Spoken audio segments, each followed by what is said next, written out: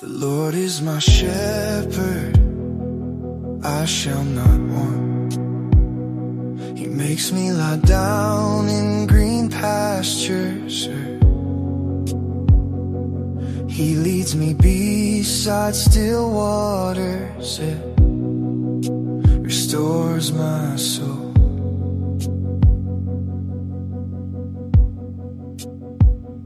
He leads me in paths of righteousness for His name's sake, for His name's sake. Even though I walk through the valley of the shadow of death, I will fear no evil, for you are with me, you are with me. Your rod and your staff, they comfort me. You prepare a table before me in the presence of my enemies. You anoint my head with oil, my cup overflows.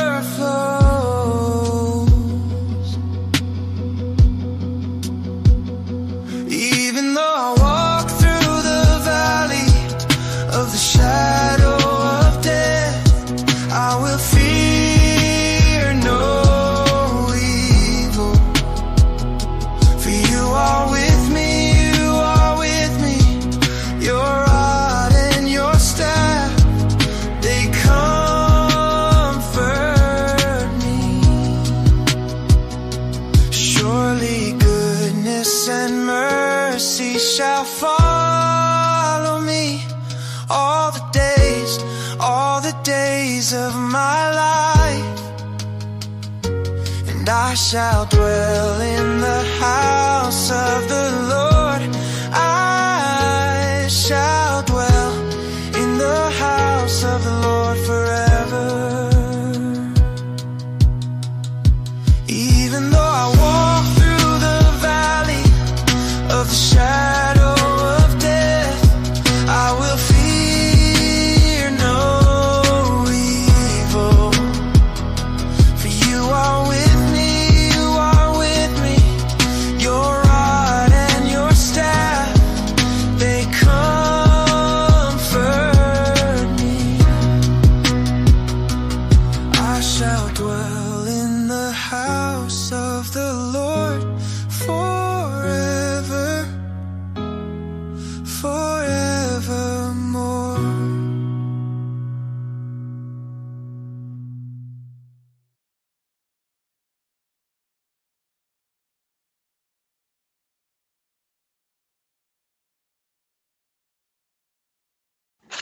Here today, to the presence of God, to remember and celebrate the life of Sister Seni, Sister Senaida, Mama Seni, and Riconso.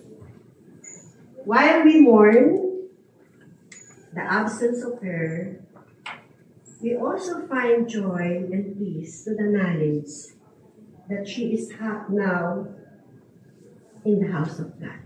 Amen. Amen. Apostle Paul reminds us in 2 Corinthians 5:8, 2 Corinthians 5:8, to be absent from the body is to be present with the Lord. My name is Pastora L.D. Reyes Curriera from River of God. Our main church is in Shangri-La Plaza, and I'm from Marilao, Bulacan. It is my great honor. Actually, I'm so blessed na makasama kayo ngayong hapon at makilala ang isang Sister Seni na because of Sir Patrick na friend ng anak ko, nagkakilala kami. Way back 3 years ago, nang siya'y na-diagnose na may sakit na pinaalam sa akin ni Sir Patrick. We included already Sister Sally in our prayer list. We have a prayer and discipleship every morning and evening. Kasama na po siya sa prayer namin. Naging friend ko po siya sa FB, sa Messenger lang po kami nag-uusap. Last week, I think, tumawag si Sir Patrick at sinabi niya na according to the doctor, 2 weeks na lang po, Sister Sally. So I decided agad-agad to visit her the next day. A very touching moment for me na makaharap ko ang isang 86 years old woman na nag-worship kaming dalawa. We sing a worship song, we pray, and very memorable po sa akin when I asked her, Sister Sally, what is your prayer request? Ang expectation ko po, sasabihin niya, pray for my healing. Di po ba pag may sakit? Pero hindi po yan ang hiningi niyang prayer. Please pray for the whole world. Pray for my family. Isang nanay, ate, anak ng Diyos na bedridden, ang inaalalang ipanalangin, buong mundo at ang kanyang pamilya. Sino po dito yung kabilang sa mundo? Taas kamay. All of us. Sino po yung kabilang sa family? Sisters, all of us. Tayo, kasama po ako sa mundo. Family. Tayo po yung nasa isip niya hanggang sa last moment ng buhay niya. Are we blessed? Yes. Palakpakan natin si Lord.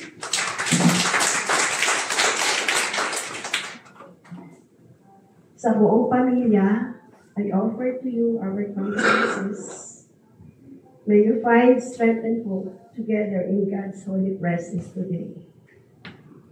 Naniniwala po ako sa sinasabi ng Biblia, 2 or more gathered together, He is in our midst. Amen po ba? Do you agree? Amen. Hallelujah. Balikan po natin yung Psalms 23. Verse 1 and 2. The Lord is my shepherd. I lack nothing. He makes me lie down in green pastures. He leads me beside quiet waters. God is our shepherd who provides everything for us. Amen? Who provides guidance, protection, and abundance for His sheep. Ang sheep po na tayong mga believers. I believe all of us here is Christ believers. Amen po ba? Amen. His followers will never lack what they truly need. We will all receive everything we need to our Father in heaven.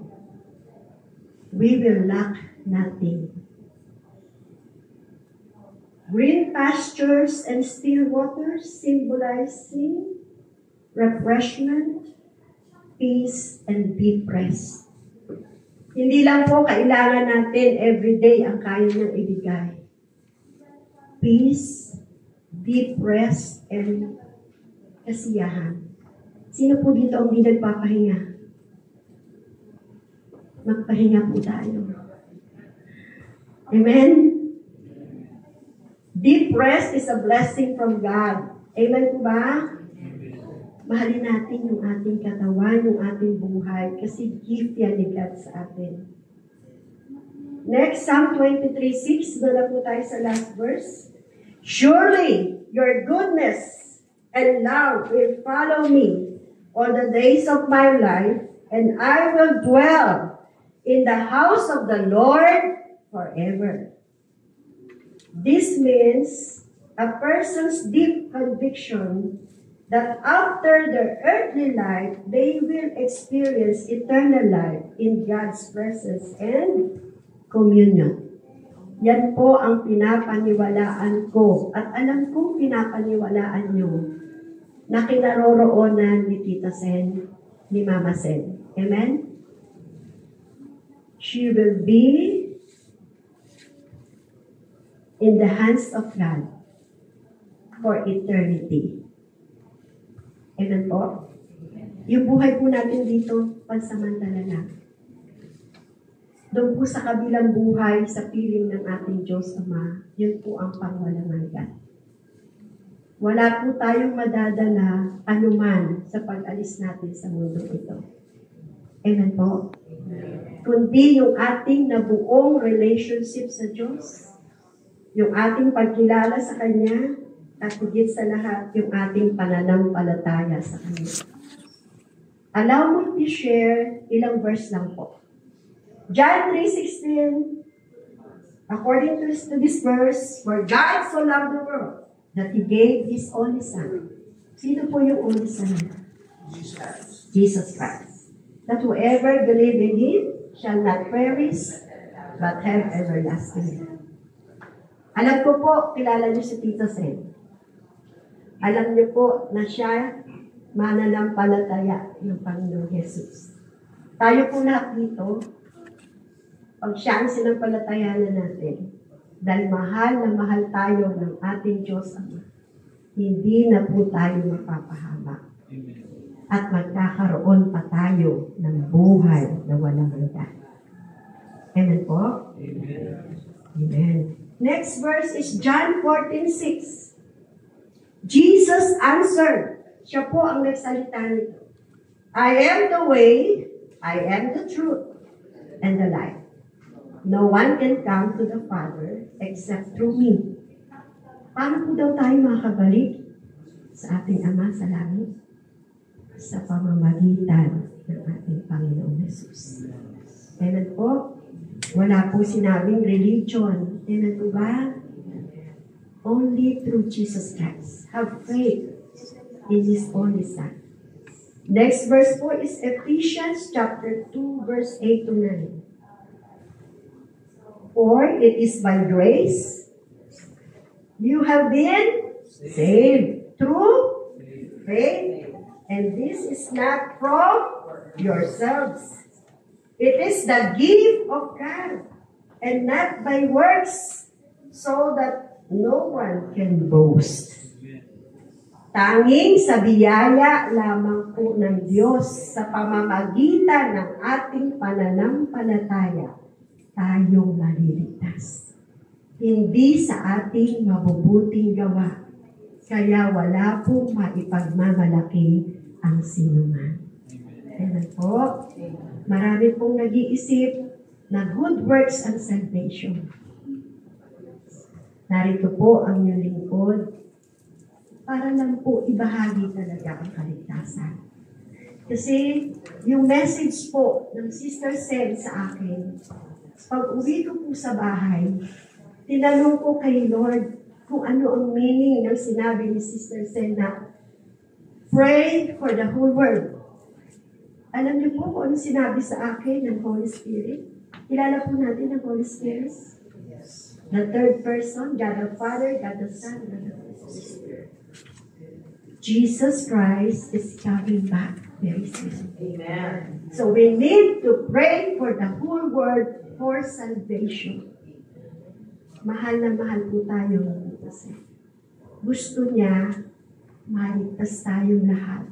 Amen. At hinihintay na tayo sa langit. Amen. Amen po? Marami pong tao ayaw mamatay. Ayaw umalis dito sa mundo. Hindi kasi nila alam na mas maganda yung pupuntahan natin sa kabilang buhay. Amen. Amen po? Amen. Amen. Dito maraming, sabi nga ni Job sa 14:1, maiksi ang buhay ng tao, pero bat-bat ng kahirapan. Amen po? Marami pong korupsyon, maraming problema. Lalo po pag may sakit at karamdaman na, di po ba? Mauubos ang ating inipon. Kaya nga magpahinga para hindi magkasakit. Amen po? Sabihin ko po ang Mark 1:15 na ito po ang talagang unang mensahe ni John the Baptist at ng ating Panginoong Jesus nung siya'y mag-minister. Nagsimula pong mag-minister si Jesus Christ at the age of 3.5 years. Ang una niyang sinabi ay Mark 1:15. The time has come. He said, the kingdom of God has come near. Repent and believe the good news. Magsisi at sampalatayanan ang magandang balita. Ano po ang magandang balita? Si Jesus dumating bilang ating tagapagligtas as our Messiah. Siya ay namatay at muling nabuhay at siya'y muling babalik para sunduin ang mga nanampalataya sa Kanya sapagkat naghanda siya ng silid sa langit kung saan tayo doon maninirahan. Are you excited? Sino pa excited? Taas kamay. Uy, konti lang. Excited tumira sa silid sa langit. Pwede po ba natin palakpakan ang Panginoon Jesus? Sinabi niya po yan, no? Siya iiwanan na niya ang kanyang mga disipulo. Kung hindi ito totoo, hindi ko sasabihin sa inyo. Ako'y aalis, maghahanda ako ng silid sa langit. Amen? Para doon tayo maninirahan. Pero, hindi ko kayo iiwanan nang wala kayong makakasama. Nanalangin siya sa Ama at humiling ng makakasama natin. That is the Holy Spirit. Ang sabi ng Holy Spirit, baka hindi ninyo nalalaman. Ang inyong katawan ay pinili kong templo. Nasa puso po natin ang Diyos. Nasa puso po natin ang Holy Spirit. Binigay siyang regalo sa atin. Sa lahat ng tumanggap kay Jesus, sa puso niya bilang Panginoon tagapagligtas, may regalo na banal na Espiritu. Yan po ang selyo ng ating kaligtasan, Holy Spirit.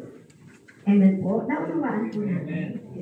So, balik po tayo sa kahilingan ng ating Sister Senny.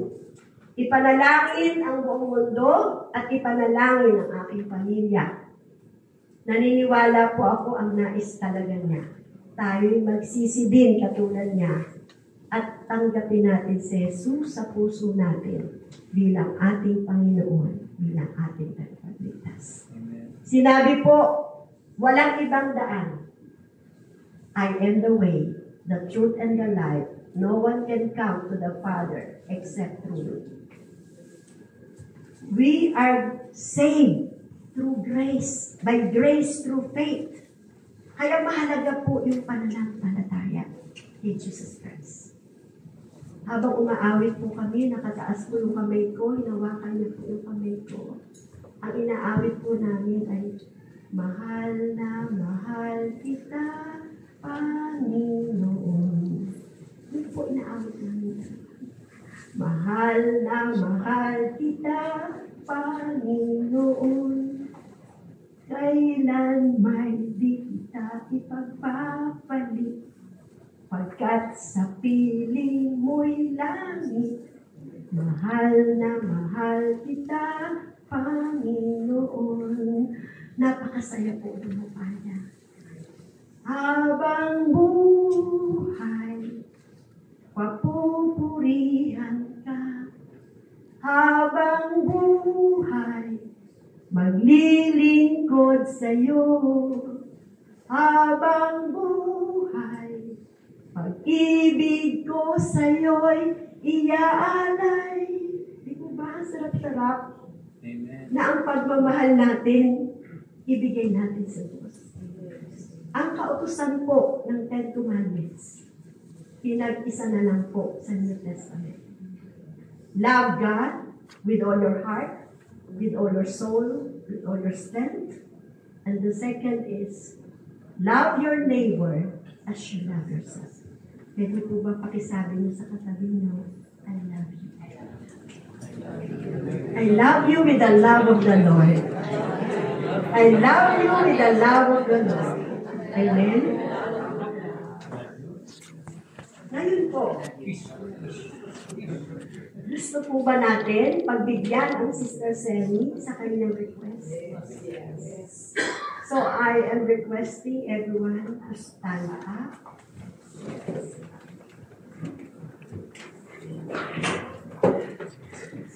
Ang pagtanggap po sa Panginoong Jesus bilang Panginoon tagapagligtas ay wala pong malaking requirement, kundi manalangin. Can you pray with me? Repeat after me lang po. Then, open your hearts to God. Mas okay po, naka-close ang ating mata.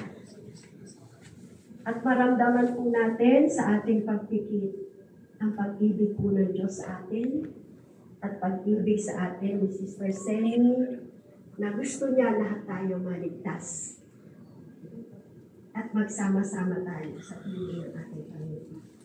Sige po, sabihin po natin, Dear Lord Jesus, I know that I am a sinner.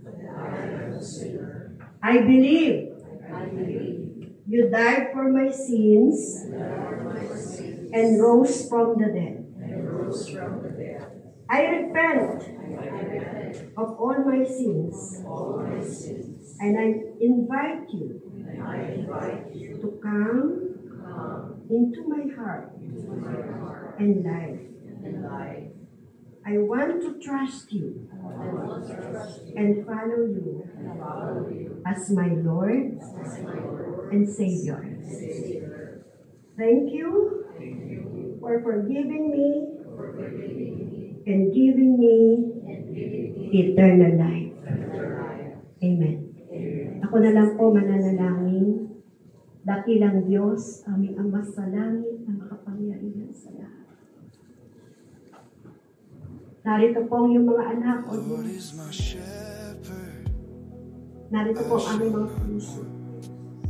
Kayo lamang po nakakakita ng laman ng puso at isipan.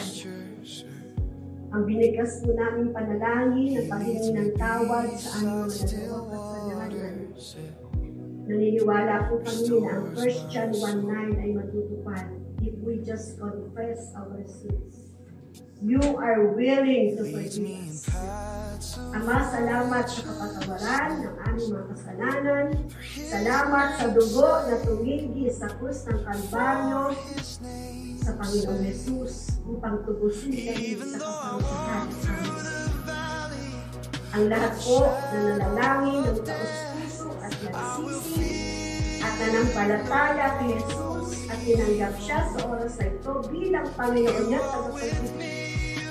Naniniwala po ako na ang 2 Corinthians 5:17 magkakaroon po ng katuparan na ang sino man nakipag-isa kay Kristo Jesus ay isang bagong nilalang.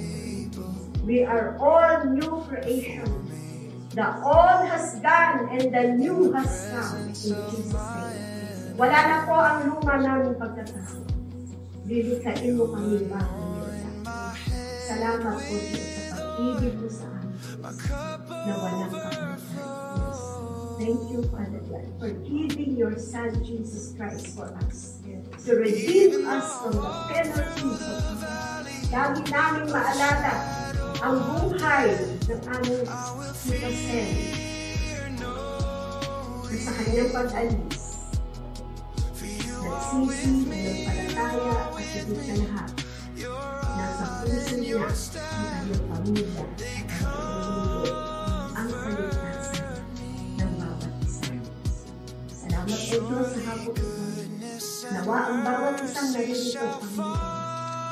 Patuloy na magnasa, maging desire ng puso ng bawat isa. To know you more, Jesus. Help us to be thirsty. Mauhaw kami sa iyong presensya.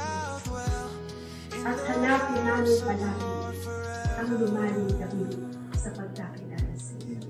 Dahil ang pangako mo, those who will seek you, matutungtungan kami. Salamat po o Diyos na maraming sa hapon. We try to know. This is our prayer. In Jesus' name. Amen. Pwede po bang palakpakan po natin?